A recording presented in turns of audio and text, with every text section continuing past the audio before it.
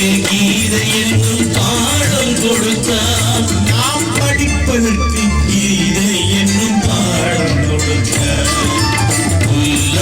குடல் கொடுத்த மூங்கில்களே, எங்கள் புருஷோத்தமன் புகழ் பாடுங்களே. கண்டாடும் கங்கை மலத்தோட்டங்களே, எங்கள் மதுசூதனன் புகழ் பாடுங்களே. குடல் கொடுத்த மூங்கில்களே, எங்கள் புருஷோத்தமன் புகழ்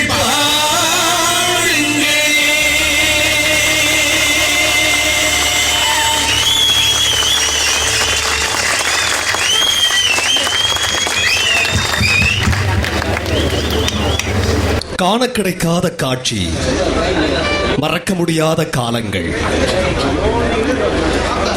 இறைவன் புகழை பாட ஏதுவாக இருக்கும் இந்த உடல் ஒரு கோயில் என்ற உணர்வு எங்கள் ஏழிசை வேந்தனுக்கு. ஒருமுறை சந்தானந்த சுவாமிகள் சொன்னதை இன்னும் மறக்க முடியவில்லை. எல்லோரும் நிம்மதிக்காக என்னிடம் வருகிறார்கள், ஆனால் எனக்கே நிம்மதி தருவது ஏழிசை வேந்தன் டி.எம். சௌந்தரராஜன் குரல் தான் என்று.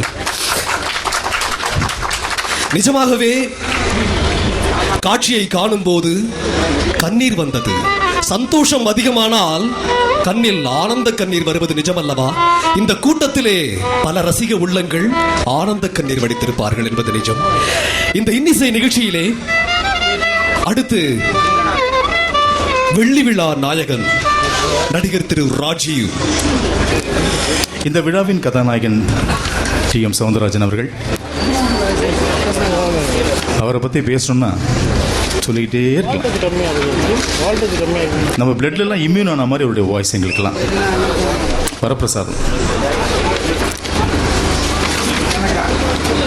இப்போ ராதாரவி நானும் பேசிட்டு இருந்தேன். 3 டி.எம். சௌந்தரராஜன் மேடையில் பார்த்து ஃபர்ஸ்ட் டைம் நான் இது மாதிரி பாட்டு கேட்கறது. 3 டிஎம்எஸ் பாடினாங்க. ராதாரவி கூறியது, நாங்கள் என்ன பேசணும்னு நினச்சோன்னா அது ராதாரவி எல்லாத்தையும் அழகாக பேசி முடிச்சிட்டான். என் குடும்பத்தில் ஒருத்தன் ராதாரவி. ராதாரவி நான் என்ன சொல்லுவேன்னா, எம்ஜிஆர்னா ஒரு மனிதனையும் பொருளுங்கிற மாதிரி ராதாரவினா ஒரு கல்லுக்குள்ளீரம். கரெக்டாக முறையில் தான் பேசுவான்.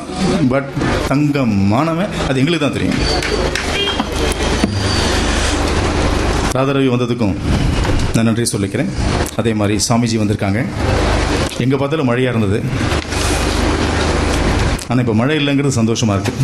ஏன்னா தமிழர்கள் எல்லாமே கூடி நல்ல எண்ணம் தான் இங்கே வந்திருக்கிறதெல்லாம் ஆரோக்கியமான சிந்தனை நல்ல எண்ணத்தில் வந்திருக்காங்க தான் இந்த மழை இல்லைங்கிறது நான் ஃபீல் பண்ணுறேன். அதே போல் லக்ஷ்மி நாராயணன் அழகான தமிழ் பேசி.